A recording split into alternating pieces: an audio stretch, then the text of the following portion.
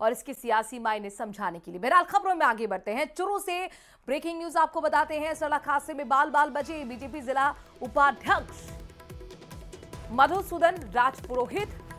सरदार शहर रोड पर निजी बस ने पीछे से टक्कर मारी। बीजेपी जिला उपाध्यक्ष चुरू से सरदार शहर जा रहे थे। तेज रफ्तार बस ने पीछे से टक्कर मारी। हादसे में बाल बाल बचे हैं बीजेपी के जिला उपाध्यक्ष। कोतवाली पुलिस ने बस को जब्त कर लिया है, तो एक्शन भी हुआ। ये सड़क हादसे की तस्वीरें आपके सामने हैं। बीजेपी जिला उपाध्यक्ष इस हादसे में, ये समझ लीजिए कि बाल बाल बचे मधुसूदन राजपुरोहित। निजी बस की तस्वीरें हैं और ये बीजेपी जिला उपाध्यक्ष की गाड़ी आप देख पा रहे हैं किस तरीके से पीछे का जो हिस्सा है पूरी तरह से चकनाचूर हो चुका है। मनोज हमारे संवाददाता इस खबर पर जुड़ गए हैं। मनोज, ये हादसा कैसे हुआ? जी बिल्कुल, मैं बताना चाहूंगा कि ये जो सड़क हादसा है वो चूरू जिला मुख्यालय की जो सरदार शहर रोड है उस पे ये हादसा हुआ है, जहां जो निजी बस है जो कि काफी तेज रफ्तार से आ रही थी और इस निजी बस के द्वारा जो भाजपा के जिला उपाध्यक्ष है मधुसूदन, उनकी गाड़ी को है वो टक्कर मार दी थी। जो मधुसूदन है वो चूरू के अंदर जो निजी कार्य है वो निजी कार्य निपटा के और सरदार शहर जा रहे थे। उस वक्त ये हादसा हुआ। इस हादसे की भीषणता का अंदाजा इसी से लगाया जा सकता है कि जो कार है, जो वाहन है वो काफी क्षतिग्रस्त है, वो पीछे से हुआ और इसके साथ ही जो बस है उस बस का आगे का हिस्सा है वो भी काफी क्षतिग्रस्त हालत के अंदर देखा जा सकता है। गनीमत ये रही कि इस सड़क हादसे के अंदर जो मधुसूदन है भाजपा के जिला उपाध्यक्ष हैं वो बाल बाल बचे हैं। बाकी ये बड़ा हादसा है वो यहाँ घटित हो सकता था। गनीमत ये रही कि केवल जो वाहन है वाहन ही क्षतिग्रस्त होकर रह गए। हालांकि सीधे तौर पे प्रारंभिक तौर पे ये जो बताया जा रहा है कि जो बस थी वो काफी तेज रफ्तार थी और इस तेज रफ्तार के कारण वो बस ब्रेक नहीं लगा पाई और ये भिड़ंत है वो हो गई थी। शुक्रिया मनोज, तमाम जानकारी हम तक पहुंचाने के लिए। बीकानेर के छत्तरगढ़ से ब्रेकिंग न्यूज आपको बताते हैं। बुजुर्ग की हत्या कर चोरी का यह मामला, जिसमें अब जाकर पुलिस ने 4 चोरों को डिटेन कर लिया है। पिकअप और बकरियों को भी बरामद किया गया। बुजुर्ग की हत्या कर 50 भेड़ और बकरियां चोरी कर ली गई थी। छत्तरगढ़ के धान मंडी के पास देर रात ये वारदात हुई थी, जिसमें अब पुलिस ने खुलासा किया और आरोपियों की गिरफ्तारी भी की। बुजुर्ग की हत्या कर चोरी का ये मामला है, जिसमें 4 चोरों को पुलिस ने डिटेन किया है।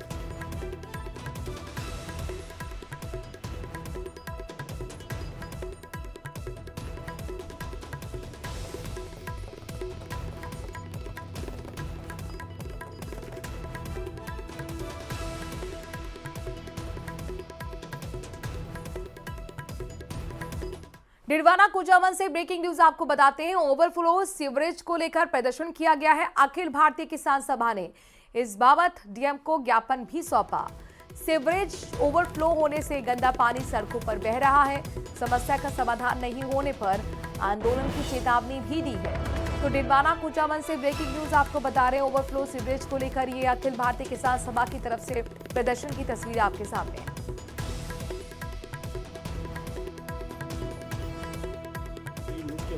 पूरी डिडवाना नगर परिषद का पूरा यहाँ पर जब सीवरेज डली थी तब मेला मैदान के पास में कुछ जगह सीवरेज को दी थी और उस सीवरेज को जो शहर का गंदा पानी है उसको साफ करके किसानों को फसल के लिए देना था।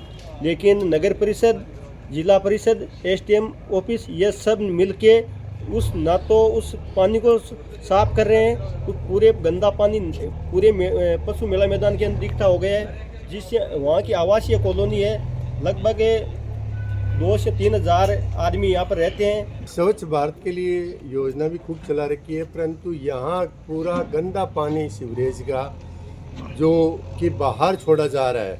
एक भी आदमी अगर बाहर बाहर शौचालय जाता है तो उसका दंड है, जबकि यहाँ के पूरे डिडवाना शहर का पानी एक मेला मैदान है।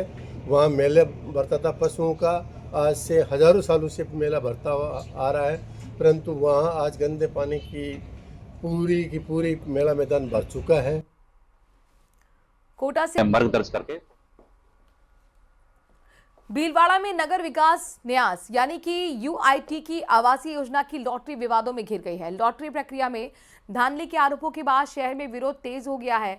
भीलवाड़ा बचाओ संघर्ष समिति लगातार आंदोलन कर रही है और आज संघर्ष समिति ने जनता के साथ मिलकर कलेक्ट्रेट पर विरोध प्रदर्शन किया। लोगों ने नारेबाजी करते हुए निष्पक्ष जांच की मांग उठाई। तो वहीं प्रदर्शन के बाद समिति ने एडीएम और पुलिस अधीक्षक को ज्ञापन भी सौंपा। संघर्ष समिति ने आरोप लगाया कि यूआईटी की आवासीय योजना की लॉटरी में गंभीर अनियमितताएं हुई हैं। कई लोगों के नाम बिना आवेदन की सूची में शामिल किए गए हैं, जबकि पात्र लोगों को बाहर कर दिया गया है। समिति ने मांग की है कि पूरे प्रकरण की पारदर्शी जांच की जाए।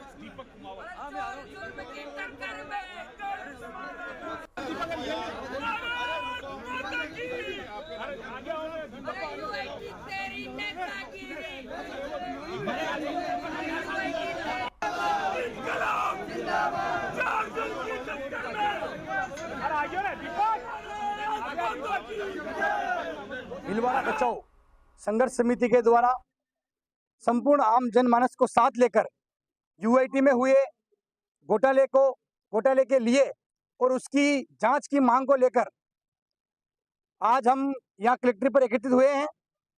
हमारी मुलाकात अभी एडीएम साहब से हुई है और तत्पश्चात हमारी एसपी साहब से भी हमारी मुलाकात हुई है।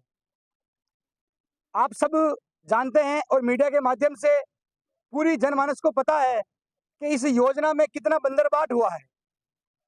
जो अधिकारी हैं, जो कर्मचारी हैं, जिन्होंने अपने चहितों को, जिन्होंने अपने रिश्तेदारों को घोटाले कर करके जो भूखंड आवंटन किए हैं, इस सॉफ्टवेयर में जो कमियां रही है, जो जेडीए की टीम में कमी रही है, यहाँ तक कि जिस अधिकारी पर कई आरोप लगे हैं, उस अधिकारी को भी इसमें जांच का लॉटरी का प्रभारी बनाया गया है। श्रीगंगानगर में पुलिस जाति के खिलाफ छात्रों का गुस्सा फूट पड़ा। विभिन्न संगठनों के छात्र नेता एकजुट होकर एसपी ऑफिस के बाहर जमकर नारेबाजी और प्रदर्शन करते नजर आए। पुलिस और छात्रों के बीच धक्का मुक्की तक की नौबत आ गई। छात्रों ने आरोप लगाया कि पुलिस उन्हें गैंगस्टर से जोड़कर धमका रही है और कार्रवाई की मांग को लेकर धरने पर बैठ गए हैं। छात्र नेताओं ने चेतावनी दी कि अगर पुलिस का रवैया नहीं बदला तो आने वाले दिनों में इससे भी बड़ा आंदोलन किया जाएगा। हमारे छात्र संगठन से जुड़े हुए एक छात्र के साथ जो मोबाइल दुकान पर अपना मोबाइल ठीक करवा रहा था, मोबाइल की दुकान उसके जानकर गई थी, वहां पर पुलिस के साथ उसकी तकरार होती है और पुलिस वाले उनके नजायज थप्पड़ मारते हैं और उसे धमकी देकर जाते हैं कि तुझे गैंगस्टर के साथ गैंगस्टर वाली जो धाराओं लगा के जो गैंगस्टरों के साथ संबंध साबित करती है उसके अंदर लगा के फंसा देंगे। गंगानगर में आए दिन पुलिस द्वारा युवा नेताओं पर झूठे मुकदमे करना और उन पर धमकाया जा रहा है, जिससे हम संयुक्त मोर्चा की तरफ से आज एसपी ऑफिस का घेराव किया है। हम ये पुलिस प्रशासन को चेताना चाहते हैं कि आए दिन छात्र नेताओं पर जो अत्याचार किया जा रहा है ये हम सहन नहीं करेंगे। ये हमारी चेतावनी है। अगर आगे से ऐसे कोई झूठे मुकदमे पुलिस द्वारा किसी को फंसाया गया तो हम फिर। झुंझुनू में सरकारी कागजों में काम पूरा करके दिखाकर बजट उठाने का खेल अब खुलकर सामने आ गया है।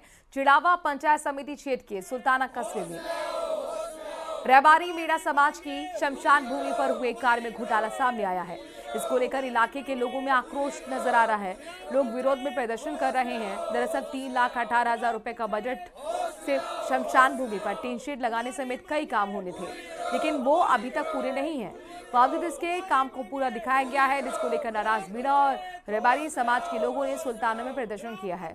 ग्रामीणों ने पंचायत समिति प्रशासन के खिलाफ नारेबाजी की, भ्रष्ट अधिकारियों पर कार्रवाई की मांग की।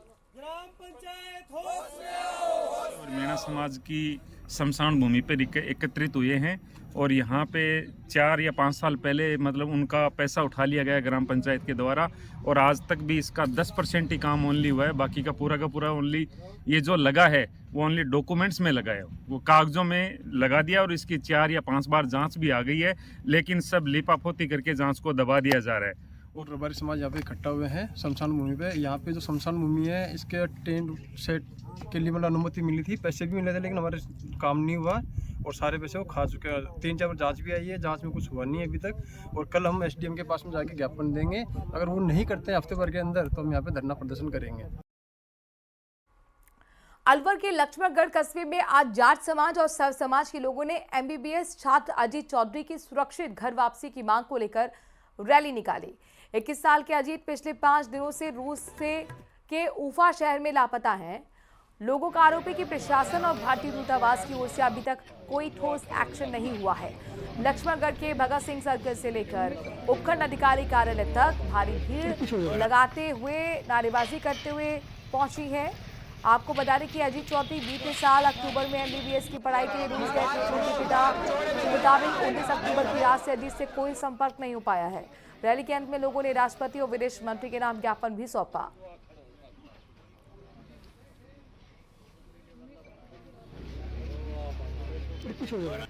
ये हमारे को 19 तारीख से हमारा जो अजीत चौधरी है वो रशिया से उफा से गायब है। MBBS करने के लिए भेजा था।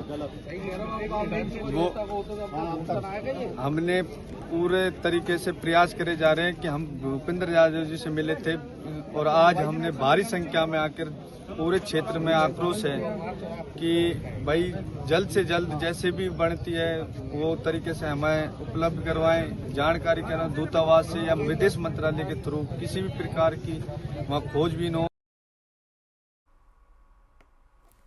मौसम में बदलाव के साथ साथ अब मौसमी बीमारियों में भी इजाफा होने लगा है। डिडवाना कुचामन के मकराना उपजिला अस्पताल में इन दिनों मौसमी बीमारियों के मरीजों की संख्या में बढ़ोतरी हुई है। पिछले कुछ दिनों से रोजाना अस्पताल की OPD में 1000 की संख्या पार हो रही है। इससे मरीजों के अस्पताल में लंबी लंबी लाइनों में खड़ा होकर अपनी बारी का इंतजार करते हुए देखा जा सकता है। इन दिनों वायरल संक्रमण और मौसमी बीमारियों के कारण अस्पताल की OPD में मरीजों की संख्या 1000 के पार पहुंच चुकी है। ज्यादातर मरीज बुखार, गले में दर्द, सर्दी जुकाम और सिर दर्द, शरीर में दर्द की शिकायत लेकर पहुंच रहे हैं। लगभग 1000 के आसपास का चल रहा है। अधिकांश मरीज वायरल बुखार या एलर्जी, अस्थमा, COPD, ब्रोंकाइटिस रोगों से पीड़ित जो है वो आ रहे हैं। तो इसमें मैं लोगों से ये निवेदन करना चाहूँगा कि मौसमी बीमारियों से बचने के लिए अपना विशेष ध्यान रखें, खान पान का ध्यान रखें, मुंह पे मास्क रखें, क्योंकि इस समय दीपावली के बाद पटाखों से हुआ प्रदूषण, खेतों में फसलें भी निकाली जा रही है, मौसम में परिवर्तन हो रहा है।